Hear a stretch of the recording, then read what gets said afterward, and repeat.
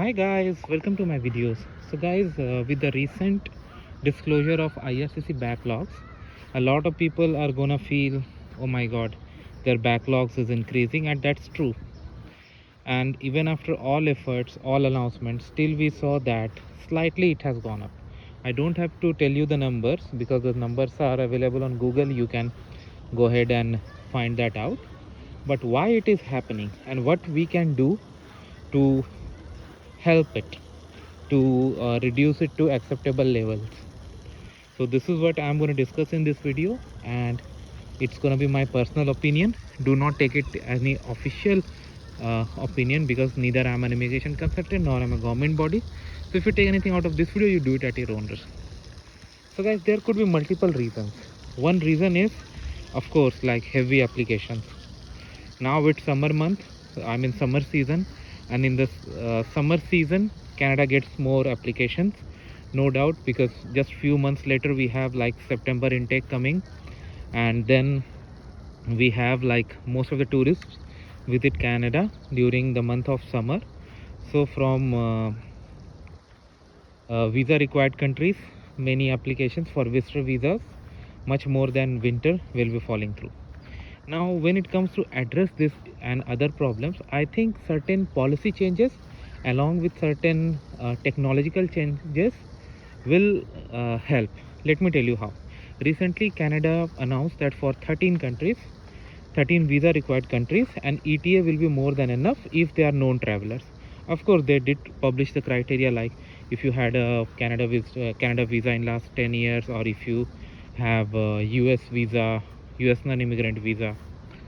So I want to say this, that this can be expanded to other countries as well, because if you have ever read GCMS notes, like I have read many times for my various applications, they take your biometrics and they do verify with other countries like USA also, and some other countries like Four Eyes, you can say. So fine. So when this data is shared and all other things are shared, so that means same verification they also do. Okay, so now when you are known during the biometric, you are known during the other process as well. So that means it can be expanded to other countries, and then those who are known and they have not violated any visa condition in other countries, there is no reporting trace for them.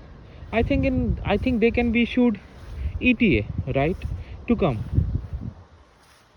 Yes, it should be done, and especially it should be expanded to the countries from where most visitor visa applications are coming from. Okay, because then it will reduce the pressure significantly. It will reduce the pressure. Just this change, I think, can bring down a lot of workload on IRCC visa officers. First thing. Second thing, I would say that they do need to enhance technology.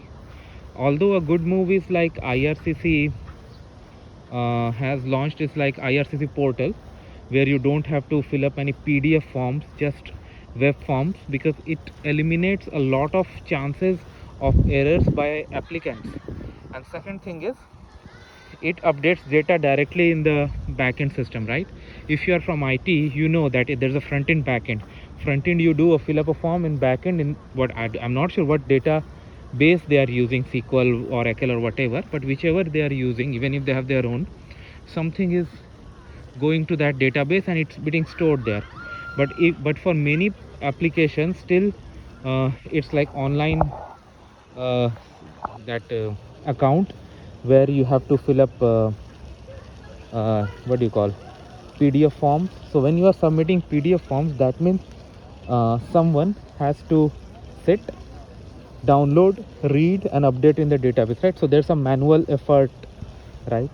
So if this is directly integrated into IRCC portal rather than this GC key account, then that means these the data that is going through will go into the database directly, and a lot of manual activity that is involved, because IRCC gets a huge number of applications, thousands every day. I don't have to tell you like how many. So that can be reduced straight away. and that will be helpful for all, not just for applicants, even for because after this, even if there's an error, who's going to be responsible? Applicant, because applicant has filled the data. Of course there are validations like mandatory fields and date range and all, but human errors do happen. That's why I always suggest people that not just for IRCC application, anything that you do, always verify what you are submitting, because you are going to be responsible for whatever you submit. So this can be done, right? And third thing I would say, like some process can be automated. Especially I see a lot of people saying this, that hey, I went for medicals. Okay, just an example guys, it's not yet updated, it's not yet updated, what should I do and all. Now let me give you an example. Many years ago, in fact 9 years, yeah, 9 years almost have passed, I had applied for Australian PR. In fact I had got Australian PR before I got permanent in Canada. So when I went for medical, doctor did the test, and when things were clear, he updated right away, and immediately it was updated in the system. With Canada following, like Canada always follows Australian immigration system sooner or later. There's no doubt about it. I have cited various examples before in other videos, so I will not say it again. But if this can be done by Canadian officials too, of course, like there are exceptions, there are situations, but for straightforward cases, like you have 10 tests to be done, right? If everything comes normal, gets it updated directly to the account rather than an officer taking a look and updating it. Of course, if there is an exception or if there is something abnormal value, then that may require a human intervention. So that's absolutely okay. If they need an officer to take a look, approve, or ask for additional tests, that's fine. I would not say that there's something wrong, but this can be done straight away, right? Next thing is like biometrics. Okay, now if you have applied for Schengen visa, you will see that for all Schengen countries it's valid, and if you have gone for biometric for one of them, that's more than enough, right? So when Canada checks criminality with other countries when they issue visa, 4 eyes you say, so why can't biometrics be used? For example, if I had applied for US visa before and I had shared my biometrics, then I can go for Canadian visa, and the same biometrics can be used here, right? If they have something that they can query and find out, right? Again, that may require a lot of approval and lot of policy and lot of agreements between governments, but it's one-time pain, and at least this can be made optional, right? If not everyone is okay that sharing their biometric with multiple countries, but for someone like me, if I am applying to USA and I have gone through biometrics and Canada, and I have the option to use that biometric information over here, I would say yes to the checkbox.